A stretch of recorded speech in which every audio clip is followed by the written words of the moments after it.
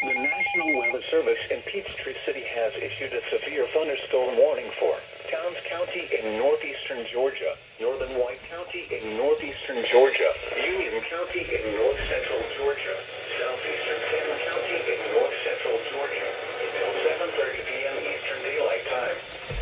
At 6:40 p.m. Eastern Daylight Time, a severe thunderstorm was located near Margaret, or 14 miles southeast of Blue Ridge, moving east at 45 miles per hour. Hazard, 60 miles per hour wind gusts and half-dollar-size hail. Source, radar indicated. Impact, hail damage to vehicles is expected. Expect wind damage to roofs, siding, and trees. Locations impacted include Iowa C, Blairsville, Young Harris, Margaret, Blue Mountain Shelter, Brass Down Bald, Gumlog, Jones Creek, Mountain Scene, Woods Hole Shelter, Low Gap Shelter, Dial, Old Town, Vogel State Park, Track Rock, Anna Ruby Falls, Macedonia, Blood Mountain Shelter, Alexander's Mill, and Gaddetown.